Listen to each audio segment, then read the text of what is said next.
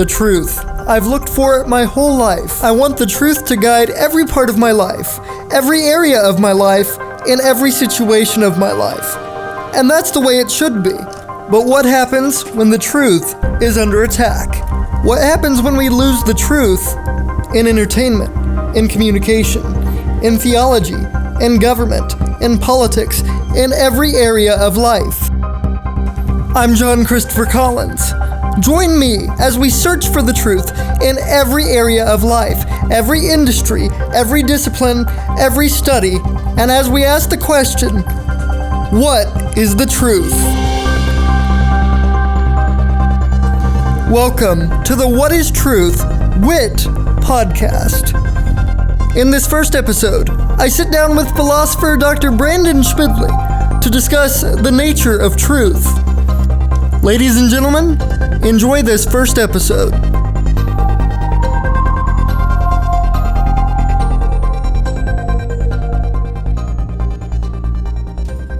Hello, ladies and gentlemen. I am your news and podcast director here at KECC 98.1. The Spirit now. We used to be Muse FM. That's, rebranding. That's the nature of the business. But this is my first podcast for my capstone project. I'm a senior now. That's exciting. The name of this podcast is What is Truth, or W.I.T, W-I-T. It's the age-old question. It's a biblical question. In fact, I think it's a question that even if you're not a Bible believer, people are interested in that question. So to kick off What is Truth and to talk about truth, I have Dr. Brandon Schmidly joining me. He's a professor here at Evangel. Thank you so much for joining me. Thank you for having me. I'm excited about this. This has been in the works, guys, since really, I'd say even the end of my junior year, I was thinking about this. I took political philosophy with Dr. Schmidly, and it changed the way that I think, and I still think about that class, so I thank you for that class. Yeah, you were an exceptional student in that class. It wasn't a huge class, if I remember right, but I could always count on you for commentary, which is what makes a philosophy class run. Right. And believe me, guys, if you get a chance to take a class with Dr. Schmidly, assuming you are a student here listening to this, do so. It will really change the way you think. I'm not exaggerating. So to get into the interview here, this first episode will set the groundwork, ladies and gentlemen, for what truth is. So we're going to do that here today. I want to talk to you a little bit about you. What is your position here at the university?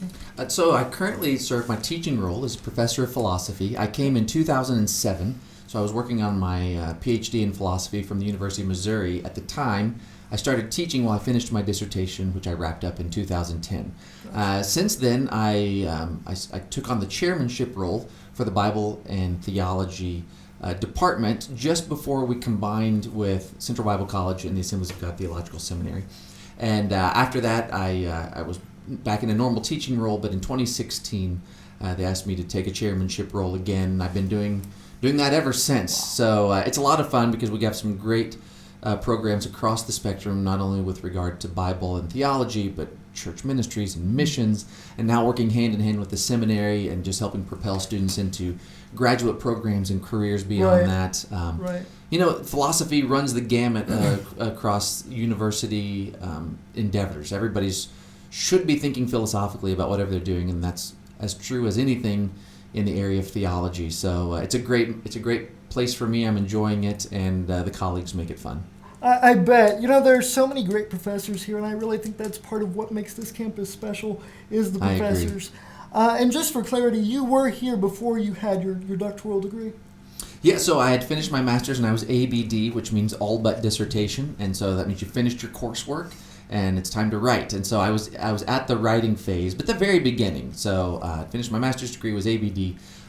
So I came onto campus teaching my very first classes while still formulating my dissertation proposal. And 3 years later, which dissertation projects run the gamut as far as length. I don't know what the average is now, but I heard it's something like 7 years. So I was very fortunate to have a great dissertation director and a gentleman by the name of Peter Valentine at the University of Missouri, one of the best there is. So very blessed and consider it an honor to have worked through that program. Mizzou had an excellent philosophy program, and even being a believer there, some people I know tend to think that if you're at a secular institution or a state institution, it's not going to be amenable to somebody who comes in with Christian beliefs, but it was quite the opposite for me. It was really a great place for me to grow in my understanding of philosophy specifically, but also just who I am as a believer Right. doing philosophy. There's just a great mentorship there that I deeply appreciate. That's encouraging. Ladies and gentlemen, I am a multimedia journalism and government double major. I have since thought about going and pursuing an MDiv, maybe 2 years down the road, but we'll see. Yeah. So it's encouraging to know that even in a secular environment, it is feasible to do so. I'm sure there's hostility out there to be Sure. found, but it's not inherent in the discipline. I don't know if you want to hear these sorts of stories, but when I first came to teach here, I went to a funeral of a gentleman that had been in the church that I had been youth pastoring at years Okay. before. And so my family wasn't able to come with me, so I sat down by a gentleman that I didn't know. And we chatted for a little bit, and he asked what I did, and I told him. And then it was silent for a long time after that, which isn't too weird at a funeral, right? To sit there in silence. I didn't think anything of it.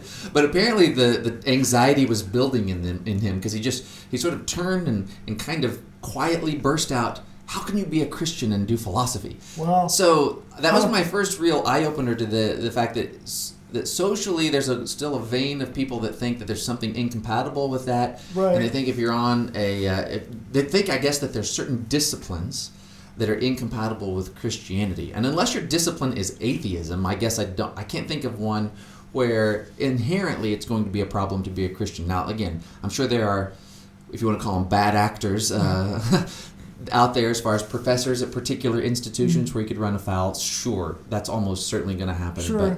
But as far as the areas of study, if God's called you to that, then you should pursue it with confidence and with a whole heart. And that's exactly what I did. I felt strongly that God was leading me into the field of philosophy. Looking back, I didn't even really know what I was getting into to the extent of once I was in the program.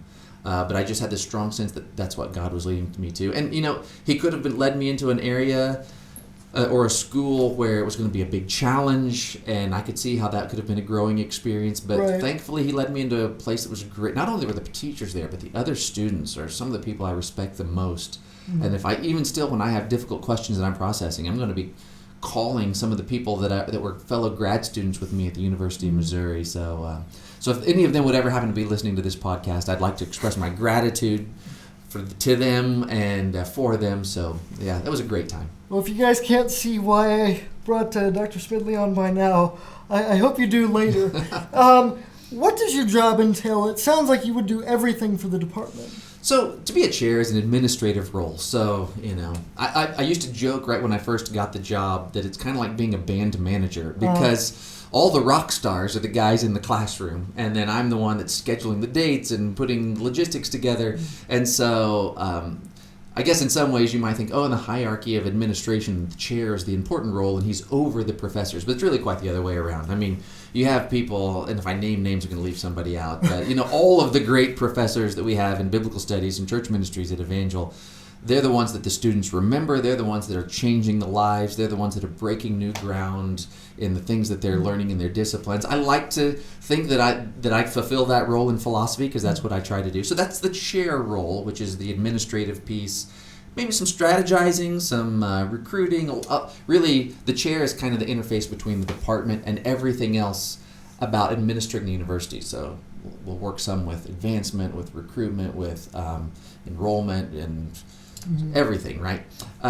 Maybe less with the physical plant, but most everything else we're dealing with. And as a professor, I standardly teach as a chair, about 3 courses. Most professors are standardly teaching 4 courses per semester. A lot of people are going into additional courses beyond that, into overload. Yeah. I mean, it's all hands on deck oftentimes as a professor, whatever's needed. So I could go beyond that.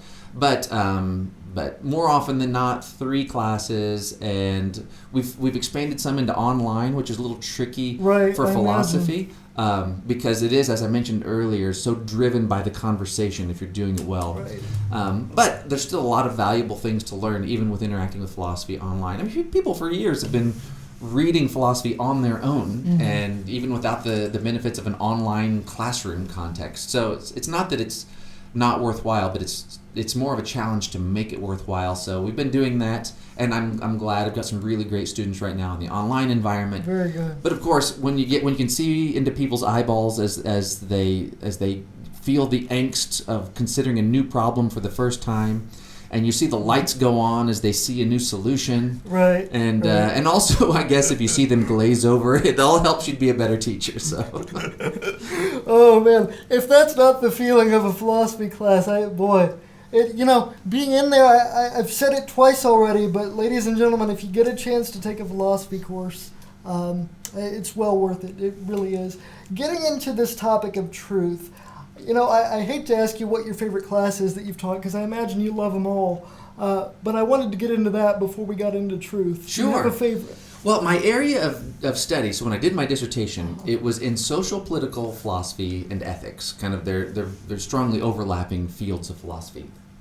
But coming to Evangel, you have to be a generalist, really almost in every department. You'll have somebody with a particular specialization, but they got to teach a variety of things. And I guess I'll also say, too, sort of when you're a Christian philosopher, everybody tends to think you do philosophy of religion. Mm-hmm. And that wasn't really my area of study, although there were a lot of great philosophers of religion at the University of Missouri, both as professors and students. So I learned a lot, and I think it's benefited me to come now to Evangel, because a lot of people who are interested in philosophy are interested in philosophy of religion and apologetics. But I still feel most comfortable and probably light up the most teaching social political philosophy, which is a class that you had. Right. Really anything around ethics and just how people interact with each other, which is a social political concern. I would say maybe, though, my most worthwhile class is our standard entry-level critical thinking class, because so many people come out of high school having made good grades and been a diligent, studious person, but never really taught the precision of how to think well. Sometimes people naturally do it. Well, I don't know if it's natural or if it's just you had parents and teachers who fostered that, even if unintentionally. Right. But a lot of people come in and everybody thinks, but thinking is a skill like anything else, like walking or dribbling a basketball, and probably anybody can do it to some extent, but if you actually focus on it and study it, I don't know a lot of people that study walking, but like dribbling a basketball, you can get better at it. You can get more facility with it. You can do things that other people can't do. Right. And I think in a critical thinking class, you do the same sort of thing. And it probably goes without saying, it's almost a cliche, just to consider where our society is and the lack of civil, critical, reflective thought that occurs in the public discourse. And we could lament that, but I think that's been lamented probably by just about anybody who talks about the public social discourse. Oh man, and that's really kind of what I want to aim for here. When we're talking about truth, it just seems like people are very, and we're going to get into this later, adversarial to accepting that there is a truth out there. But before we get into that, I want to talk about, and we talked about this before the podcast, the theories of truth. Can you provide a brief summary for the audience on the theories of truth? Yeah, and I think it's interesting for people just to even think about theories of some of our most fundamental concepts, because we often think of theories of like gravity and relativity, and that's dealing with a lot of things that we don't really understand, and the theory sort of helps us make sense out of it. Mm-hmm. But when you start talking about theories of things that philosophers deal with, I think some people just initially think, why do we need a theory of that? Truth is just truth, right? Right. And if you say, well, what is truth? They're like, well, it almost strikes them as a weird question. What do you mean, what is truth? It's just truth. So so there are different theories. I think I would start with what attempts to explain the most normal way that people use the word truth. So if I were to ask you, if you were to say something and I would say, is that true? And you say yes. And then I were to follow up and say, okay, what do you mean by that? Right. Your first reaction is going to be, what do you mean do I mean by that? It's just true. And I said, no, try to unpack it. What sorts of things does it take to make that true? To make that statement that you just said accurate? Right. And what would have to fail in order to make it inaccurate? And then when you can start to sort of explain things at that sort of next level down, that's when you're starting to get into a theory. Okay, so when we think about what people mean when they say that's true when referring to any idea or proposition, they're generally talking about that it reflects the statement that you made accurately describes the way things actually are. So if there's a tree outside the door and we were inside and say not even looking out there, and I would say, there's a tree outside. Mm-hmm. And you would say, that's true. What you're saying is that my statement accurately describes the way things really are.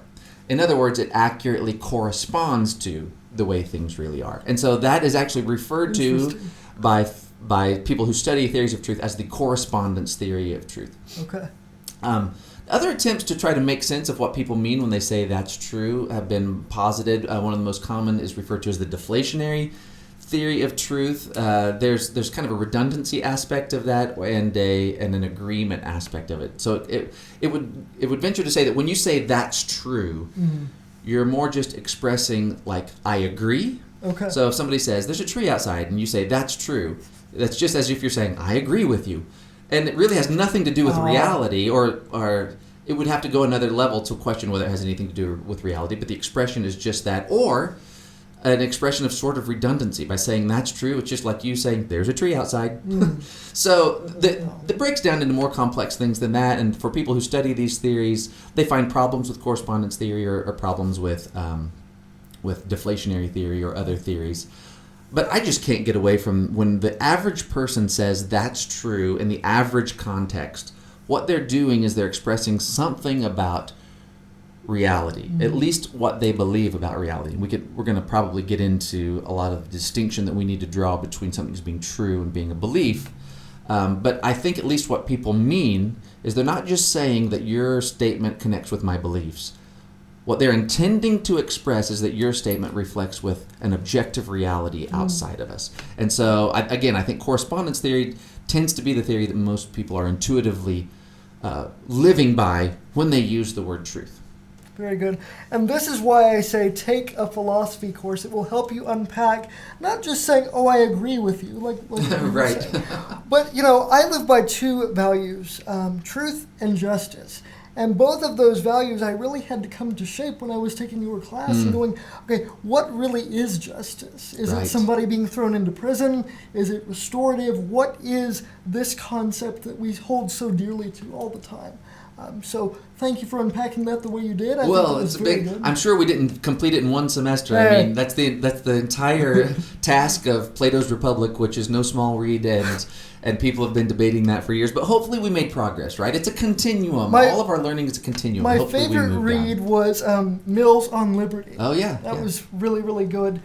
In your own words, and you did so well unpacking that first question on truth, but in your words, in your own thought process, what is truth? Good question. And a lot of the terms that we use in any language, I'm sure, but we certainly have ambiguity in the English language. Ambiguity meaning sometimes you use the word one way and sometimes you use the same collection of letters or the same sound, but you're referring to a different concept. And ambiguity can create difficulty in conversations, generally, certainly in arguments, because somebody might be providing evidence to justify one particular concept and somebody might object to that because they have a different version in their mind. And I think when we say the word truth, we mean different things. So the most common thing that we're studying, especially when you're talking about philosophers studying theories of truth, it's twofold. We can be using truth as a reference for reality. And I think a lot of times when people just say, the truth is, what they're talking about is reality is. Like, the truth is, there's a tree outside. And what they're saying is, truth is the actual tree actually being outside, right? The way things are. Right. But other times, and just as commonly, what we're doing is we're describing something that somebody says or something that somebody's written down. And that kind of goes back to the example I gave earlier where I said, if I say something and you say, that's true, you might be describing what I said, not serving as an adjective, right? There's the truth, which is the noun, which is reality. And then there's truth as an adjective, which is to say the things that person is saying or that person has written down, that's true. And when we use it as an adjective, we're describing propositions or ideas. And what we're usually saying about them is that, again, they correspond to reality or they're connected to reality. So those are the different ways in which we use it. There's others less precise ways in which people just say truth, I think, in just different senses that, he's a true friend. Now, we're not describing a proposition there. Right. And we're not saying that, something about his friendship corresponds to reality. But there are just other ways that we use the word truth. So I think, so truth is reality. So if I put it in my terms just briefly, truth is reality. Mm-hmm. And truth is when somebody is expressing things about reality and they're accurate rather than inaccurate. When they're inaccurate, it's false, it's untrue. Very good. When it's accurate, it's true. And so you might even look to Scripture and say, well, Jesus says, I am the way, the truth. I mean, that's right. going to be a much more complex understanding of what he's saying to us than just this simple correspondence of a proposition to reality. But yeah, so we use the word truth in different ways, and I think we have to be careful because when you start saying things that where people are using the word true in these non-straightforward ways, mm-hmm. and then you try to then bring that into a conversation where we're just talking about propositional truth about sentences and statements, it can add a lot of confusion. Right. And I would venture to say sometimes people even stack on concepts into truth which aren't normal, and then they try to bring it as part of it. Okay, so I think one of the biggest difficulties we have when we're talking about truth, and I think this may be coming up in some of the other questions, okay. but is that when people say the word truth, they're often referring to their beliefs. Yes. Now, beliefs and truth are deeply connected because when you say you believe something, usually what that means is, I think it's true. Almost everybody would agree that belief and truth have to be distinct concepts because I could I've asked this in all my classes and it's pretty much uniform. I say, can you believe something that's not true? Everybody says yes. Can something be true and you not believe it? Everybody says yes. Okay, so if that's possible, belief and truth cannot be the same thing. Right. Right? Right. So, but if you start saying things like, well, that's true for me, I think what people mean by that is that's what I believe. Right. But since they've substituted in the word truth for what we had already a perfectly good word for, the word belief, it just adds a lot of confusion to the conversation. It starts confusing our metaphysical understanding of the world around us. So I wish we could keep them clean. Language is what it is. Right. It's a squirrely thing that we don't really have control over. But I think when we are having these conversations, if we could stay conceptually clear, that often resolves some of the problems. Okay. That gives me another question, but we'll get to that later in the podcast. Sure. So now that we have that foundation, we've talked about what is truth. We've talked about some of the theories. We've talked about your beliefs on that. Why is it important? Why is truth important? Oh, good question. So there's a few ways we could answer that. Like, does it accomplish some good? Like, is it instrumentally good for something else? I think the answer is going to be certainly yes. Is it intrinsically good? Does it have some sort of good in its own right, whether it gets us something more or not? I think the answer there is going to be yes. And then I think there's something that's just part of our human nature. We just desire it. Mm-hmm. And maybe when you have somebody in for psychology or something, you say, why is it that we're just so drawn right. to what's true? Famous quote, all men by nature desire to know. And I think that strikes a chord when we hear that quote as being accurate. Like, there is just something, if I have the opportunity to know rather than not know, we're drawn to it. We have almost an appetite for it. That's probably helps to explain like shows like Jeopardy or other things. When we even use the phrase like useless trivia. So this person knows a lot of useless, but what's the draw? I don't know. By definition, it's useless. So I guess the fact that there's an attraction to truth and to knowledge itself. So we are intrinsically drawn to it. Is it something? We're sort of appetitively drawn to it. Mm-hmm. Is it intrinsically valuable? Let me come back to that one. Is it instrumentally valuable? Almost certainly.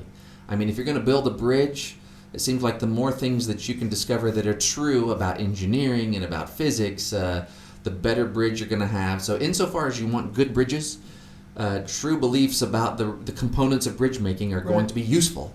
Right. So when you put it in that sense of, I didn't even think about that, but instrumentally true, this whole concept of there is no absolute truth really does a disservice to hey, I've got to build a bridge. What's true about the principles of engineering here? Yeah, that's good. I mean, there's certain contexts where this whole notion of what's true for me or true for you and not absolute, I guess it seems plausible enough that people talk about it. Wow. But while none of us want our bridge builders to say, well, it's true for me that, and then fill in your basic aspect of engineering or physics, right? We want them to be like, if there's people that disagree on whether, the cable ought to have this amount of integrity or structural, ability, we want to figure out who's right and who's wrong. Right. Not to hurt anybody's feelings. And frankly, we don't care if the guy who's wrong gets his feelings hurt because we want a bridge that's going to hold us up. So that's a good point. So I don't know. It's instrumentally valuable, right? We want good bridges. We want lots of things. And truth helps us get to those sorts of things. A little bit of a side point on this that creates an issue that highlights the importance of truth is identified in a guy by the name of Alvin Plantinga, his evolutionary argument against naturalism. Okay. And the idea is this, and this will be particularly relevant for those who are struggling with the worldview, naturalistic worldview from, say, like a Christian or theistic worldview as traditionally understood, which is our cognitive faculties we trust as being useful to get to truth. So now we're not talking about the instrumental value of truth, we're talking about the instrumental nature of our cognitive faculties, our ability to perceive, our sensory abilities, our ability to reason and be rational and come up with creative explanations and then distinguish between them. So all these faculties, even memory, all these faculties that we have as human beings that we trust to get us to truth. And Plantinga's argument is this: if all you have is an evolutionary description of everything, which most naturalists are drawn to, that the godless universe has, as an explanation for everything, an evolutionary explanation. Okay, now think about this. If evolution explains everything, it explains even your ability to come to believe things, right? But what are the drivers behind evolution? There's two main drivers that are the priorities of evolutionary processes. That's survival and reproductive fitness. Notice I didn't say truth. Right. So Plantinga's argument is this: if the driving priorities of the things that produced your cognitive faculties are survival and reproductive fitness, then you can't trust them, or at least you have no good reason to trust that they're producing truth. Wow. But interestingly enough, if you think that the priorities that produced your cognitive faculties were a creator who wanted you to know things and wanted to facilitate you with abilities to learn and develop and grow, then that provides a plausible understanding. So interestingly enough, our beliefs about our beliefs provide evidence for thinking that something like God must be behind our cognitive faculties. So all that to this notion. When people respond to the evolutionary argument against naturalism, they actually need to be able to say that for things to work towards survival and reproductive fitness, it helps if they're true. Now that's not uncontroversial. It may seem obvious, but it's not uncontroversial. But notice, again, back to why does general humanity, why do they desire truth? There is a strong instrumental piece to it. And one more aspect, I mentioned the intrinsic notion. I think maybe even especially for us believers, as we understand the way things are, reality, truth, is ordained this way as God saw fit. That creates, I think, not just, even if you don't have an appetite for truth, it creates a value. It creates a reverence for things as they are, and it creates a compulsion, not just the emotional compulsion, but a moral compulsion and an appreciation for truth itself that's just intrinsically good, even if it doesn't do anything for us. So I think we get the value really on all three levels. Very good. Thank you for that. You know, when you think about that, and that's a good launch pad for our next question, getting into all of these things and why it's so important, do you believe that truth has taken a back seat to support or accommodate cultural norms? And if so, why has it done that?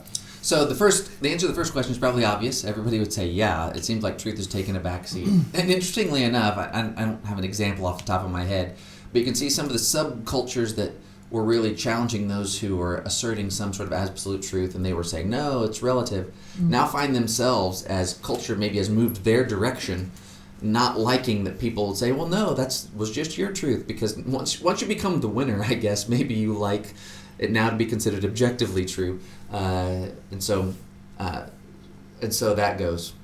I'm sorry, can you repeat the question one more time?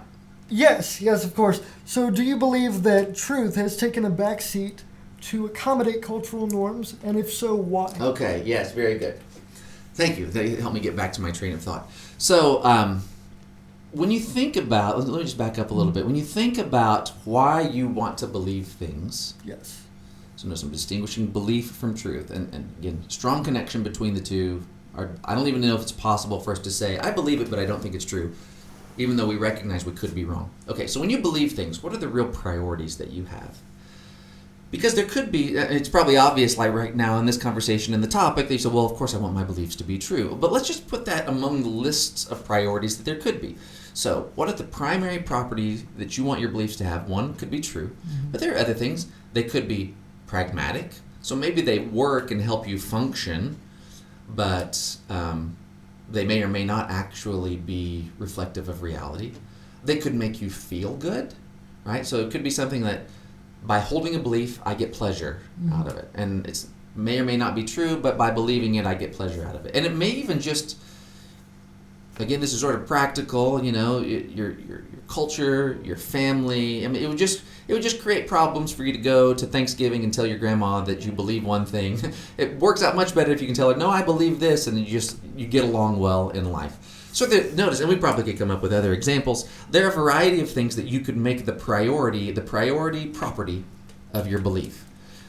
But when you start drilling down, everybody ultimately says, no, if it comes down to a battle between my belief being true and my belief making me feel good, I want the true one. And if it comes down to my belief being true or my belief being practical, I want the true one. Everybody ultimately lands there upon reflection. Maybe the problem is that we don't have a too deeply reflective society.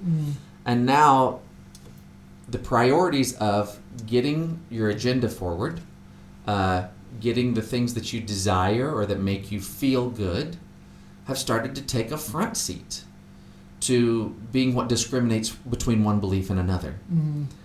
And when that takes the front seat and truth takes the back seat, I think maybe that is part of the explanation of how we got where we are now. People have just so come to desire and value their agenda, their priorities, their feelings, that they're willing to make that the driver of belief. And I suppose it's just a short step to then saying that truth is less important.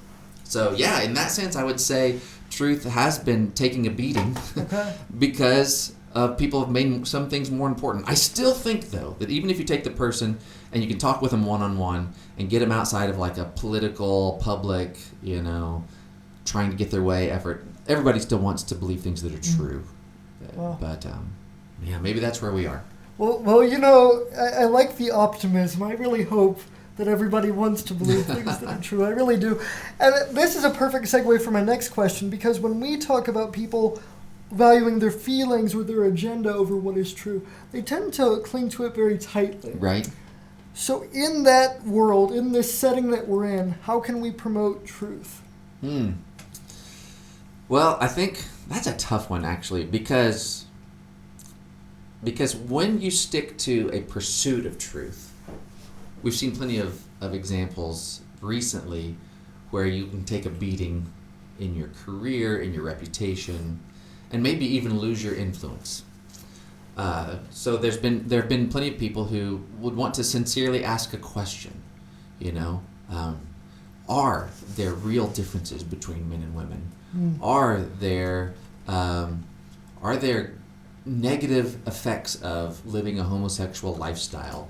So all these sorts of questions, which there is a true answer. Like, reality is how it is, and as much as it might make you mad, or as much as it might make you happy, there's an answer to these questions.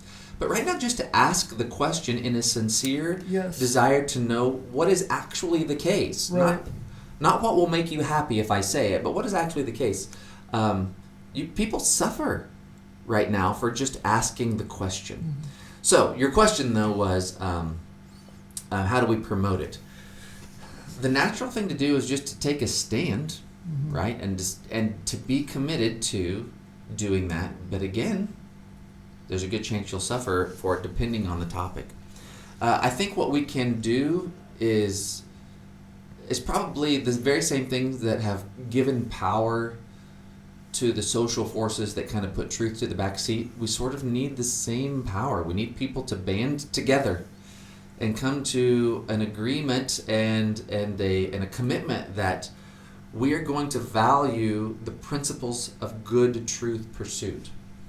And I think there are still people in our society who would say that truth pursuit is more important than agreeing with my agenda. And if somebody else out there is willing to commit to open and clear and constructive dialogue, I don't have to agree with them, and they can actually strongly disagree with me, but as long as they will commit to those principles, we can be friends. And I will oppose people who agree with me if they don't agree with those principles. I will defend those who I disagree with from those who will try to tear them down. If we could ever start to develop a coalition of people who will do that, I think we've got a chance. Wow. We don't see much of that, right? But it's not uncommon from history. You talked about reading from Mill. I mean, this guy epitomizes that in some of his discussions of, look, we need to allow experiments in living. Right. We need to allow people, we need to create as a diehard principle of our governing society that people get a chance to try different ways and they have the permission to do that. But right now you don't really have that permission. And I'm not going to impugn one side or the other. There are plenty of people, as we see in the news a lot, that if you express a conservative experiment in living, or maybe even a Christian or religious experiment in living, people will vehemently oppose you, or traditionalist experiment in living. But there's a good number of people that once they get a good coalition maybe in their community of conservative positions, they don't really give other people a chance to ask the same questions without being challenged, not on their truth pursuit, but just on the lack of fidelity and commitment they have to the orthodox propositions. And while I have my own fidelity to orthodox propositions, I think we do a disservice to our community if we don't establish those principles of truth pursuit. And I think this is really inherent in a Christian context. Because going back to the verse we mentioned earlier, that if we really believe that there's some sensible way, when Jesus says, I am the way and the truth, or even as some theologians say, that maybe should be translated, I am the true way. Whatever it is, there's a concept of truth that Christ has put in there that associates with him. And a true pursuit of him will likely then map directly onto a pursuit of what's true. So we need good principles for what that's going to look like that we commit to. So your question was, how do we sort of promote truth? I think it's that. We've got to have a commitment that we're going to pursue what's true, even if we have to link arms with people who disagree with us in process. This is a procedural thing. Right. Sadly, you can't just tell somebody this is true and then they believe it and feel like you've accomplished it. There's something really amazing about how God chose to make things. And that is, there is a reality that none of us change just by changing our beliefs. I guess the one thing that changes about reality when we change our beliefs is what our beliefs are. But everything else about reality, what the moon's made of and how gravity works, none of those things change just because we change our beliefs. But even though none of those things change based on our beliefs, our only ability to really create a framework internally is by developing beliefs. And furthermore, that is inherently, intrinsically, something that you can only do for yourself. And there's a lot of people who want to produce beliefs for, let's say, the next generation. They want to produce the beliefs for their kids. They want to produce the beliefs for their adherents or their disciples or whatever. And God just didn't make us to work that way. We can dialogue, we can give information, we can do all sorts of things to help people come to believe what we think is true, but ultimately we can't believe something for somebody. And that creates, I think, for some people, a lot of discomfort because my kids might end up believing something I think is false. Right. And therefore avoid promoting the truth at all for some people. Would you agree? Well, to stick on that point, so I guess I hope that my kids, when they get older, agree with everything that I would agree with. Right. I will say this. I don't hope that if they turn out to agree with everything I agree with, and the reason I hope that's true is that I currently think that all my beliefs right now are true. Although there's a paradox, it's called the preface paradox, that I actually think that this is true right now. One of my beliefs is false, but I don't know which one, so I currently believe all of them. They call that the paradox of the preface because a lot of times in the preface of a book, people will say, I'm going to argue for a bunch of stuff here. I know I'm probably saying something that's false, so I'm happy for somebody to disagree with me. But then you go through the process of writing the book, and of course you assert everything as if it's true, and that's the way we kind of are as human beings. We know that we probably don't get everything right, but if we knew which beliefs were false, we would change them. Right. So anyways, back to my daughter. Right now, I suppose I currently think, one by one, if you were to point to each of my beliefs, I'd say that's true, and that's true, and that's true, and that's true. So I hope my daughters and my son believe all those things because I want them to have true beliefs. But here's what I actually don't hope. I don't hope that once they get older and somebody says, is this true? They would say yes, and then if somebody says why, they would say, well, because my dad told me so. Right. Because that's really a shaky ground for holding a belief, and it's really not a lot of good epistemic justification, epistemology being the study of knowledge. That's really not good epistemic justification for belief. I hope they have considered it, the evidence has been made clear to them, and they actually have been convinced by the way things are, and that they hold those beliefs, again, on the basis of these principles of good truth pursuit. And just for listeners, you use the term epistemology. Could you define that really briefly? Yeah, epistemology is just a subject area in philosophy. So if you're in a campus studying philosophy, there's different areas of study. There's ethics, which studies the things people ought to do. Social political philosophy, how people relate. Different disciplines that you're probably familiar with, apologetics, philosophy of religion, what they study. And then another subcategory of study is epistemology, and that's where you study knowledge and then the associated components with that, which will include truth, belief, evidence, justification, reasons. All of those things are appropriately targets for study and argumentation and investigation when you're in epistemology class. So it makes you sound smart when you can use the word epistemology. So I commend that to all of you that are listening. As often as you can appropriately use the word epistemology, people will think you sound really smart. Thank you. So we've talked about being able to dialogue, and ladies and gentlemen, in kind of a 9-minute wrap-up here, I've got 3 more questions for you. Okay. We talked about being able to dialogue and discern truth through doing that with people. Mm-hmm. And when you do that, I have found, and I'm not sure about you, but I have found that one of the statements is, well, that's your truth, or that's my truth. How do you respond to that argument, that point? Yeah, this goes back to what I was saying earlier, and I think when people say that, we already have a perfectly good word for that, which is belief. And one time I said that to somebody, and they said, well, yeah, but they believe it's true. And I said, that's exactly what a belief is to think that something is true. So I think when people say that's true for you but not for me, they think that it's true, and I don't. Now, here just seems like a nonsensical way to assert that. Is it really possible that it could be true for you that the moon is made of one substance and true for me that it's made of another? I think most people would say, no, that doesn't make any sense at all. And if I were to change my belief, does that change what the moon's made of? Surely not. But is there some sensible way in which people use that? Probably. I mean, it could just mean a belief. It could just mean something more pragmatic, like that works for me.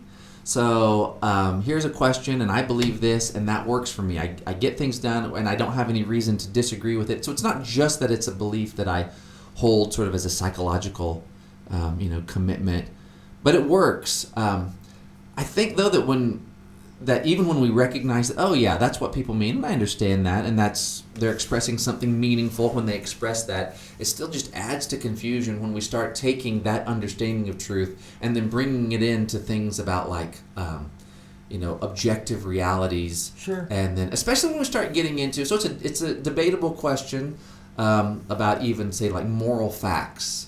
So when I say moral facts, I mean propositions about morality, where we would say, yes, that statement is either true or false. And some people want to say, no, that truth doesn't apply to morality. And so then when somebody believes that, or they're defending that type of a position, then these notions of being true for you but not for me, or that's your truth, seem to fit well with those. It's another conversation topic. I'm a moral realist. I think there's all sorts of reasons that it would be problematic to deny real moral facts, and all sorts of good things, not only practically that work out, but even just intuitively that people do. It's another conversation. But I think when people are inclined to want to be relativists about some things, they find to use the word truth when referencing their beliefs or their systems to legitimize it, maybe.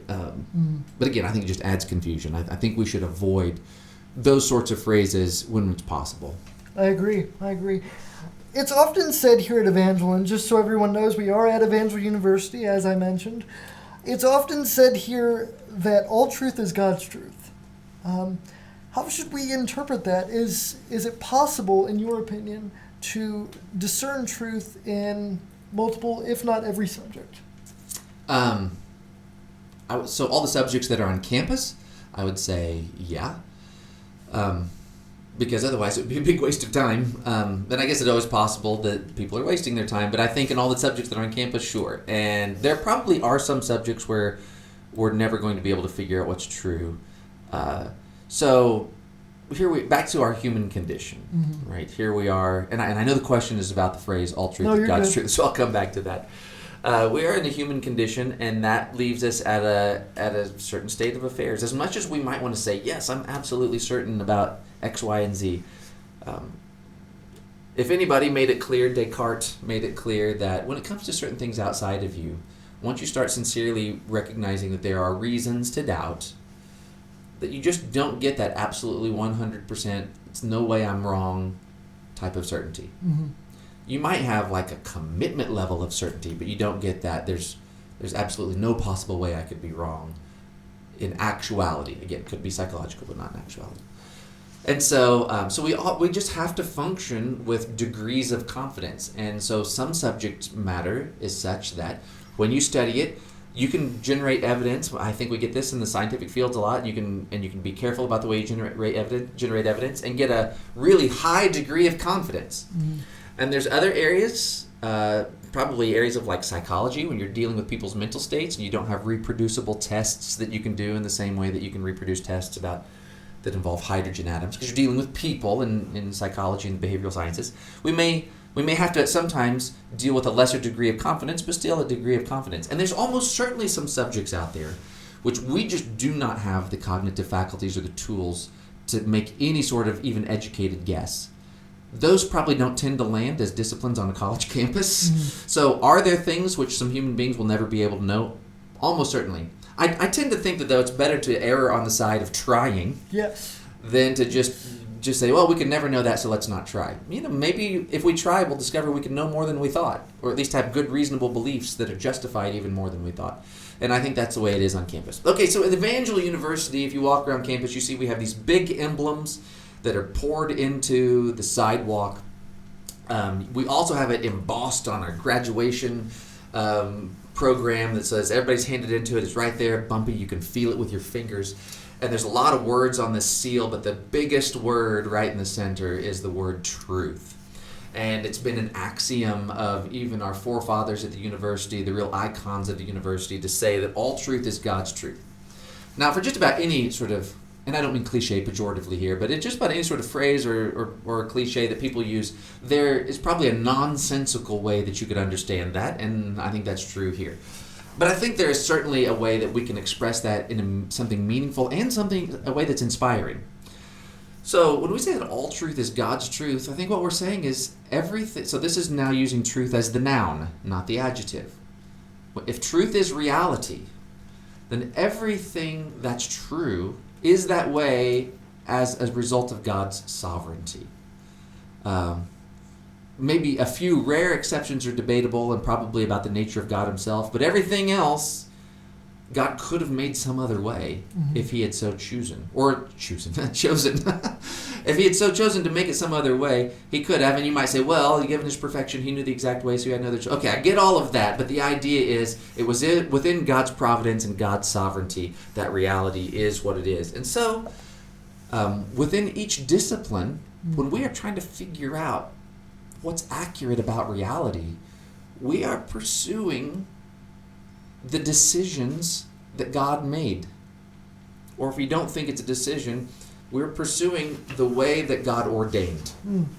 And so if there are truths about the elements on the periodic table, if there's truths about physics, if there's truths about those, then in God's divine providence, that was a great way for it to be, maybe even the best way for it to be. And when we try to come to understand that, I think it's remarkable.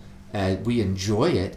And I would venture to say God probably is pleased by that. When I think about if somebody became in relationship with me, like my kids or maybe a new friend, and they want to understand why I make the decisions that I do, they ask questions about me, there's something that I feel as an expression of love and admiration when somebody does that. I suppose there's stalker levels that we would find really unattractive, but I don't think God has any problem with somebody being a God stalker. So good on that. That's a good T-shirt. Right, I'm the creepy God stalker. So no, so I think as long as that's what we mean when we say all truth is God's truth, that's one, inspiring, because wow, all the stuff that God has made is true, right. And there's certain areas that we've developed tools and systems, and even maybe people who are not Christians developed ways that we as believers can come to know things about what God desired is inspiring, and I think it's liberating too, because now there's no we don't have to feel like, well, there's the special areas of learning, like theology, the areas that I'm chair over. And then there's the, we need them, but they're not as special. I mean, I often say this to students, no matter what you're studying, if you're figuring out something that's true or trying to discover things that are true for yourself, maybe even they've already been discovered, but you're trying to understand them as much as you can in the best way that we can understand these truths, there's something that's very divine and wonderful about that. There's probably even a conversation that we could have about this activity maybe is part of what it means to be in the image of God and to have these sorts of pursuits. So it's something to be in awe over, to consider very reverent, to be morally right. And so that allows us now on a campus like this where we are engaging things because we think it's important to worship God with our whole lives, we can accurately and appropriately feel like our studies are worship.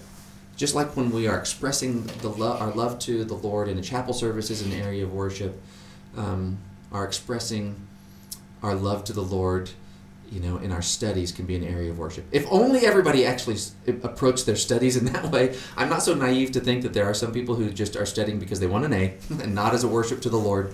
But it's at least open that you can do it as worship to the Lord, and I think that's marvelous. Actually, if I have time, let me add one more thought I had the other day, which is it's one thing to be learning about what's true, and another thing to be developing the skills that work in reality, right? So it's so these skills, how you do this, how you function, and the abilities to do things. Because a lot of what we do on campus is learning about, but other things that we do on campus is we're learning how. And I was thinking my daughter got one of these vinyl cutters for Christmas. She's a crafty type. And so we got her, I think we actually spent a little more than we normally spend, and my mom kicked in on it, and we got her one of these vinyl cutters. And I was thinking the other day, she could leave it in the box and take care of it and polish it every day, and every day say, Dad, I just want to honor you for the gifts that you've given me and this Cricut cutter. I want to honor that you are a good dad, that you are a loving dad, and do all the things kind of like what we do, when we sing songs. But then there's something extra special to me when she goes and she makes something. and she uses the skills and she uses the gift that I've given her. Doesn't just express awe and adoration over the gift giver, but uses the gift that I've given her. Wow. That, to me, it almost chokes me up right now. So here you go. You've gotten me a little bit emotional. And when I ascribe that to what students are doing on campus, I think it also fits into this same spirit of this all truth is God's truth and our ability to worship Him across all the disciplines. Thank you so much for sharing that story. Do you have anything within 20 seconds that you would want to impart to the audience? Hey, guys, go after what's true with your whole heart. And the dialogue is a big piece of it. It's hard to do on your own. You need to hear what people have to say who disagree with you. And also, be aware, this is a dangerous piece, that sometimes we think, if I've got questions, I'll just drop that belief. Always be aware that you can't always just drop a belief without picking up another one. So it was a good chapel service the other day that made that point, that just because you might find something is objectionable to a certain belief system, you might not like what you're left over with. So keep a heart of worship as you pursue what's true. Awesome. Well, guys, this has been a great launching pad for this podcast here on What is Truth, the W.I.T podcast. Dr. Schmidly, thank you so much. Yeah, I'm so proud of you, and I'm excited that you're doing this. Hey, I can only hope to make you proud. So I'm very excited. And guys, thank you so much for listening. If you would, stay tuned for the next episode coming up. We have Dr. Gary Martindale here from Evangel University. Nice. Thank you so much, and have a blessed day, evening, night, whenever you're listening to this. Until next time.